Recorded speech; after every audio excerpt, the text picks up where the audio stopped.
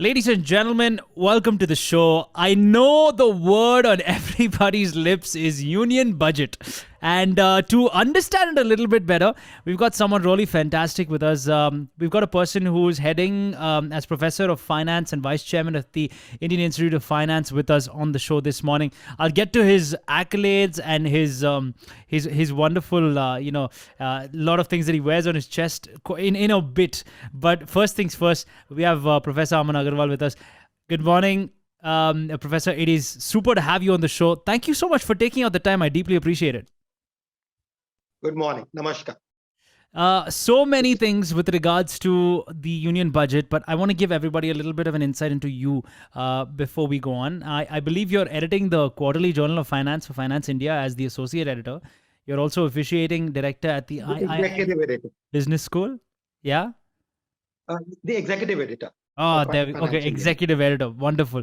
You have a lot of accolades to your name, but I think one of my most favorite ones is that you're the director down at the IIF, which is the Indian Institute of Finance. When you saw this budget kind of come out today, of course, our finance minister chairing it, there are a lot of takeaways from the same. But if you had to tell me the number one takeaway for me as an ordinary citizen, what would that be?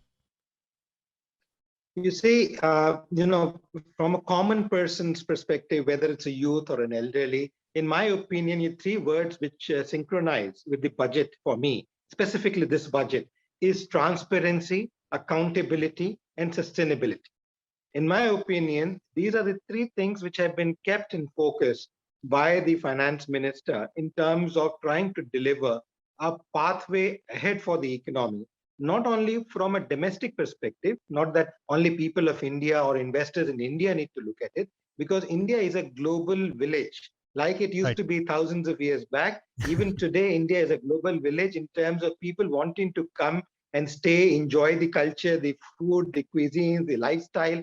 And similar is the case where Indians are wanting to travel across the globe, not a zone in the world where you cannot find an Indian food. I've traveled to over 60 plus countries in the last 25 years, and I have been able to find a good Indian restaurant and a food every part of the world. Right. Small towns, small countries as well. So this is something which binds the economies of the world to India, not now, but for ages, for centuries. Not to forget, we were the country which introduced spices and textiles to Europe. We don't know how they'd be looking if they did not have it, long back. But having said that, I think some of the key takeaways which could clearly be seen in these three domains is the digital imprint framework which the government is trying to create to induce this transparency, accountability, and sustainability. Whether it's a question of agriculture, which houses the largest population of this country, in my opinion,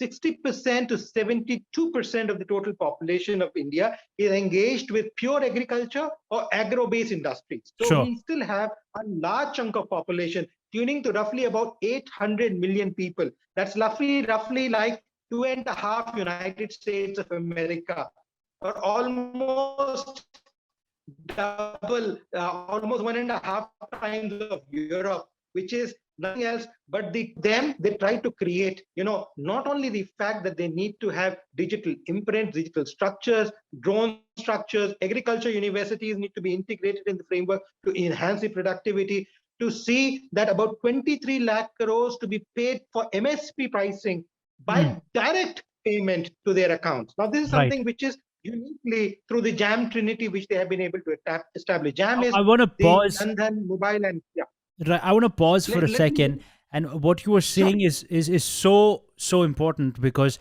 one of the main highlights, and which you already brought in beautifully, is this whole idea of introducing, in addition to all these payments, a digital rupee currency using blockchain, which is to start using, you start with the RBI, issued by the RBI starting 2022, 2023. Could you explain that to us a little bit better, please? I will just come in a second. Sure. Just two more points which I wanted to make on digital.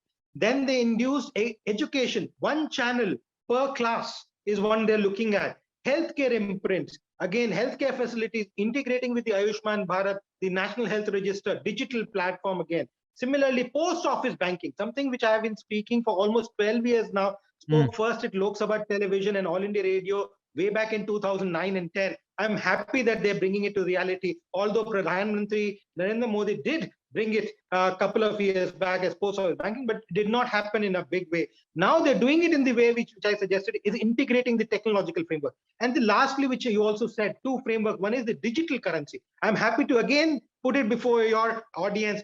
2013 till 2016, we did an extensive work and we projected that we should have digital currency by a central bank, but this cryptocurrency does not hold a stand because they are not a tangible asset. They are not an appropriate asset class, and they defy the asset class qualities which are there, and hence they should be banned. We are happy that Arun Jaitley in his budget about 3 years back, 2017 or 17 if I remember correctly, did mention that they are not a legitimate currency. After that, multiple agencies have done. Then the work was published in Finance India also, and various other newspapers and channels, including Doordarshan and others, and 16, 17 both. And then immediately after that, RBI created a committee to introduce digital currency.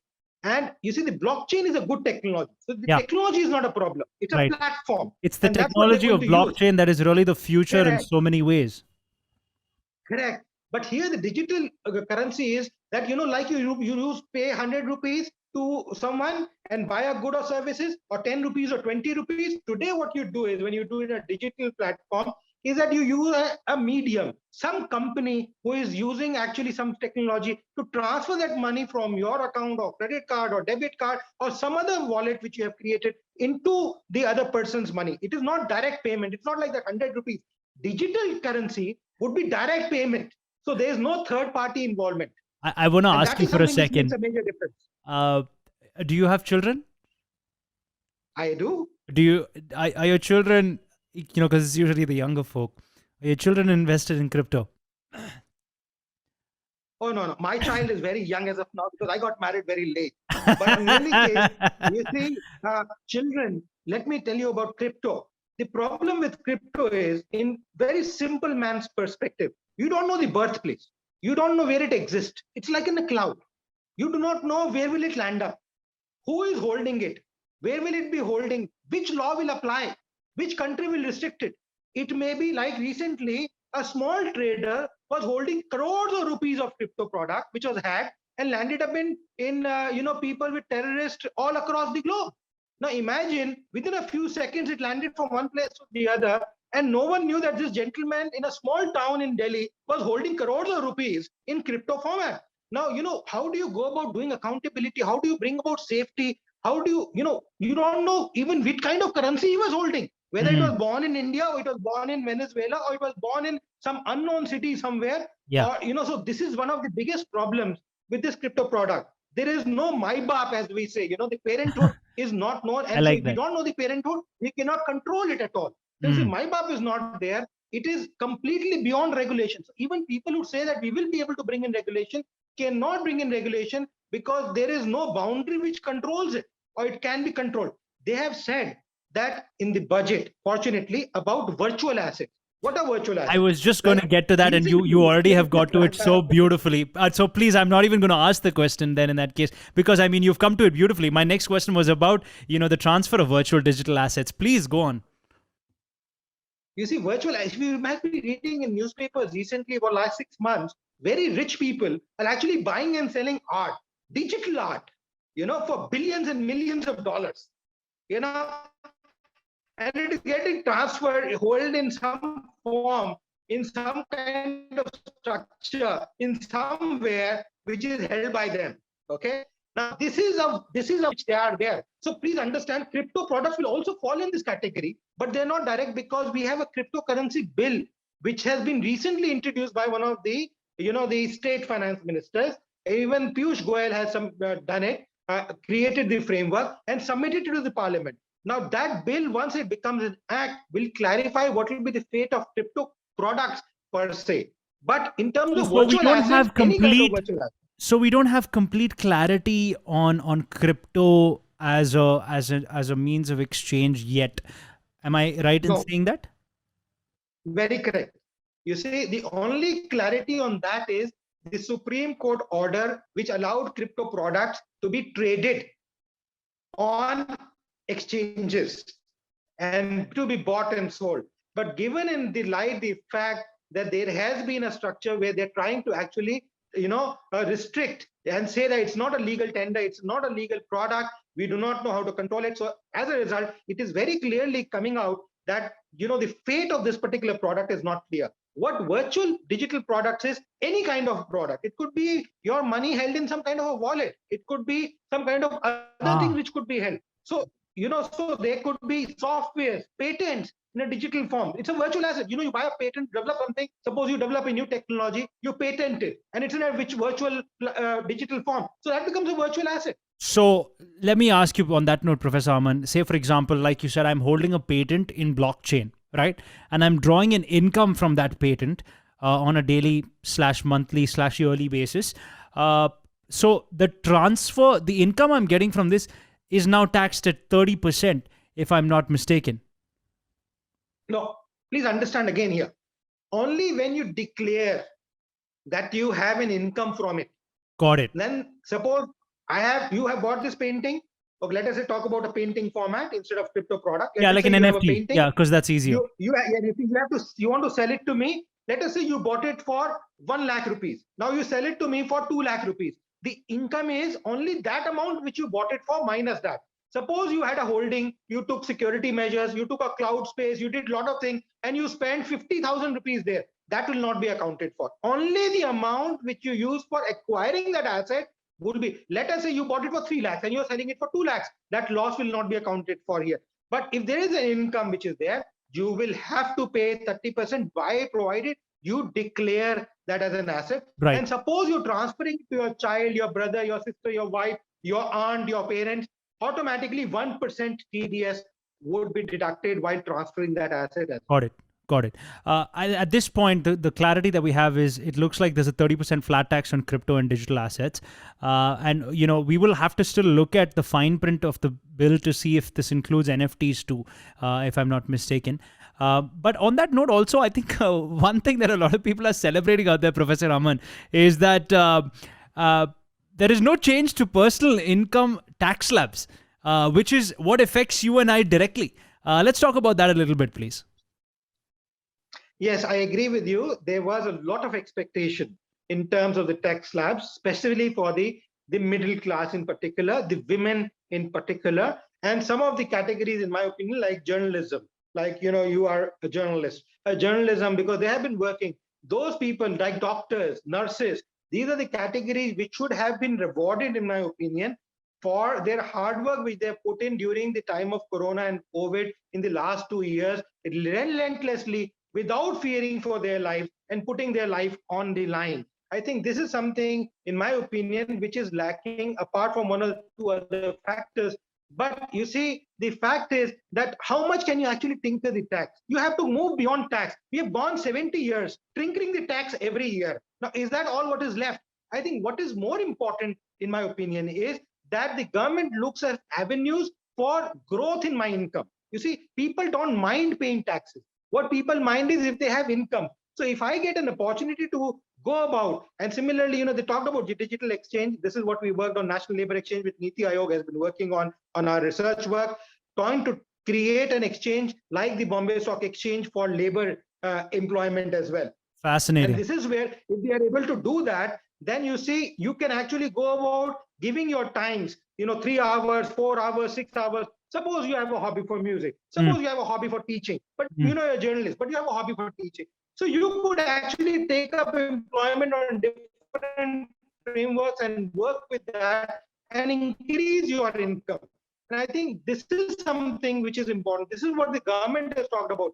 35.4% increase in capex clearly show, despite fiscal deficit, despite fiscal expenditure not being met by fiscal revenue, clearly is an indication to the fact that the government is ready. When I mean this, everybody has expenses and incomes, taxes. And this is where they are looking at doing those expenses. And those expenses are in terms of creating those platforms to, go about making the earnings for people. So if we get more, just two small figures I like to give. You see, in the last 2 years, you have had foreign exchange reserves go to about $660 billion, $50 billion.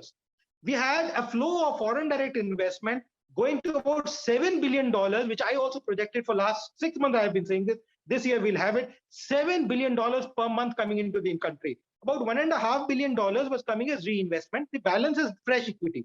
Foreign direct investment means an investment for long term, setting up factory, setting up a company, or buying a company, or setting up a unit. That means employment. That means job for both unskilled and skilled. Then we had portfolio investment, which was the highest of 7 years. Last year, 35 billion. This year, it has already touched 42 billion. You can imagine. So people investing in short-term investment like the stock markets and all also have seen that growth. IPO, they mentioned in the economic survey I'm one of them. I'll just take a second. IPO, 75 IPOs, 89,000 crores. Now, one said, why do you need to have stock market? Yes, I believe stock market is not a good indicator for an economy like India, because only about 6 to 7% of the total wealth of the nation is invested in stock market. It's a very small component. Unlike United States, where about 80 to 85% or even 90% of people's income is invested in stock market, where it can be a good barometer. But the fact that, these IPOs are coming, IPOs means new companies, growing companies, people who want to, from small, grow big, want money to be poured in by people. When you have that kind of money coming in, that means you're looking at acquiring businesses, you're looking at expanding businesses, you're looking at hiring people in millions and lakhs. So naturally, you're looking at growth. And this is what, in my opinion, this IPO figure in the economic survey gives you a rebounding factor. Lastly, in this particular point, I'd like to mention one more, if I give you a second, is the production-linked schemes. They've introduced the production-linked schemes where they've talked about the fact that the production-linked schemes, they spent about 1,97,000 crores last year, and they've increased that budget by 19,500 crores this year. These are in 13 sectors. What are these sectors? Automobile components. What are these sectors? Critical medical equipment, telecommunication technology, audiovisual aids, batteries, lithium batteries, which are required for EV vehicles and structures like that. Then solar PV panels, pharmaceutical structures, Medicare and others. So these are areas where small and micro firms have started moving in and are producing goods and services. So imagine the kind of boosting factor it has, a production linked services which is there. Sure. What in my opinion was lacking in the budget was if they could have introduced incentivized tax-based frameworks based on employment and innovation. So those who bring in innovation, who bring in brand equity and evaluation of India, taking at the world level, they should be given some incentive of tax break.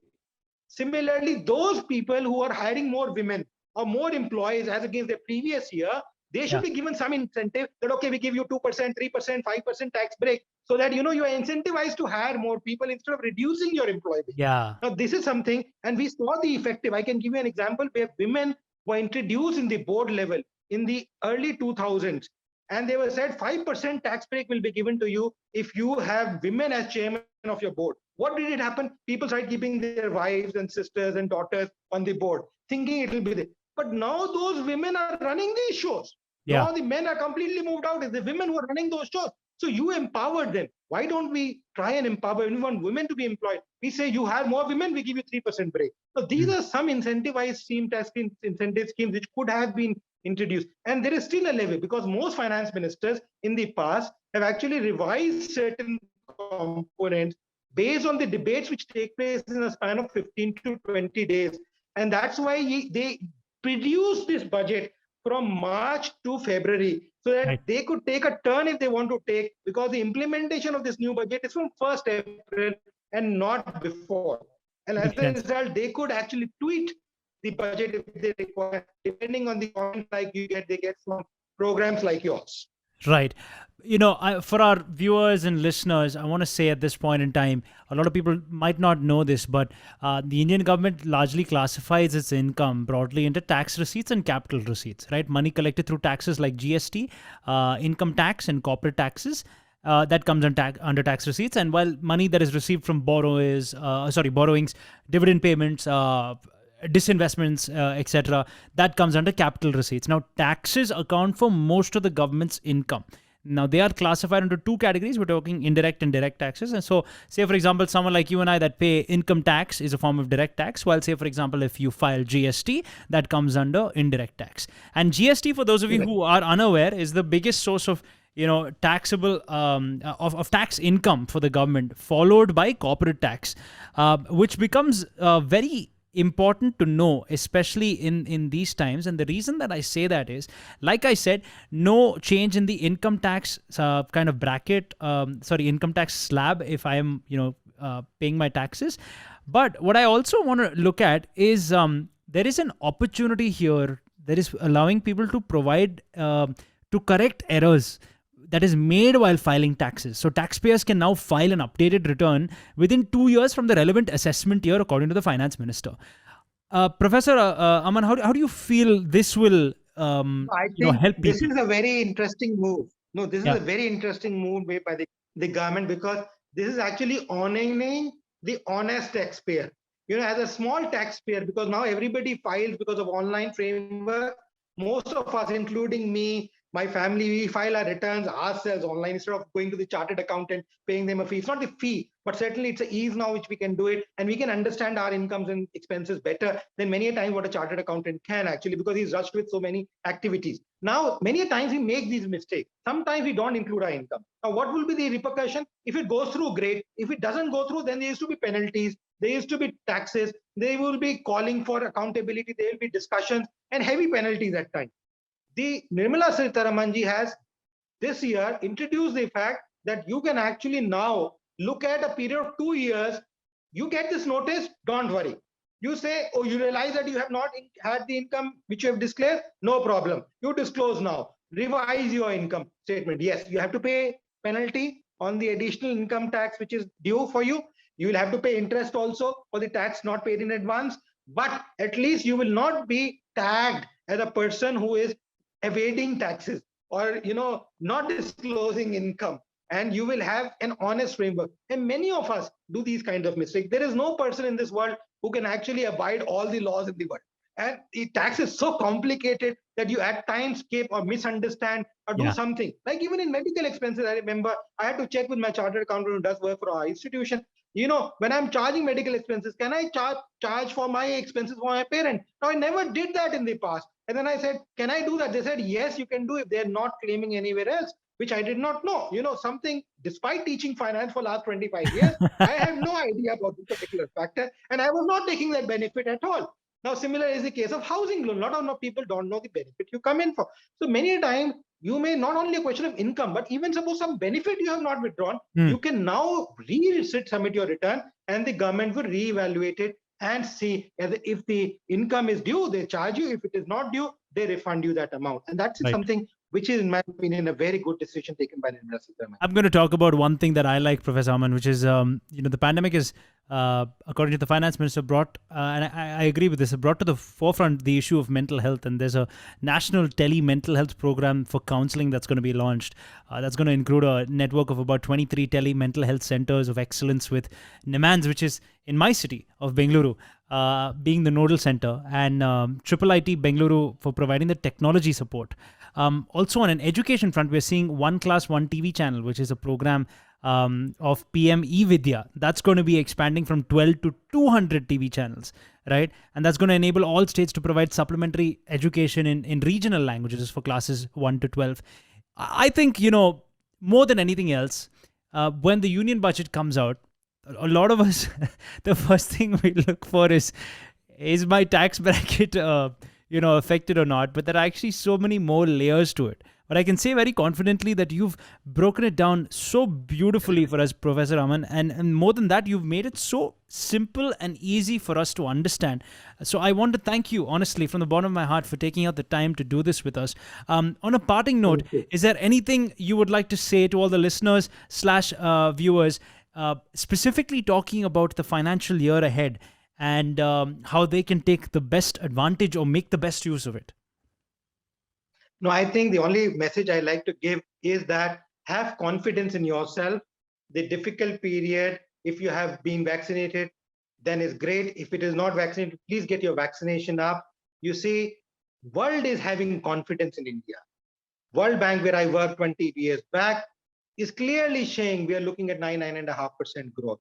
We are looking at a growing country. We are looking at a progressing country, a country which has come out of tremoring situations 2 years back to a good growth factor, which we have seen. It's a question of our own self having that confidence in this country and building onto it. I think we need to see things with a pinch of salt. There is no country, no family, no individual, even the richest of the rich, can provide everything. We recently saw a partition of one of the richest families in the world a couple of months back in the United States of America, which we run our softwares with today. But please understand, if that kind of richness could not provide them love and affection to be bounded together, how do we think? And when I was in the World Bank, I remember there used to be beggars sitting just exactly outside the World Bank office in Washington, D.C. Very poor people used to be there. Very downtrodden people used to be there. Begging was there. Theft was there in United, despite the riches which are there. So please understand, no one can provide for everything. We need to have hope. We need to have progress in our mind. We need to see things in a positive way. And if we are able to do that, we will do good for ourselves, our nation, our people around, and the humanity as a whole. Super. Professor Aman Agarwal is, of course, professor of finance, and the wonderful part, like he told you, he's been teaching finance for 25 years. Have I got that right? 25? Yes.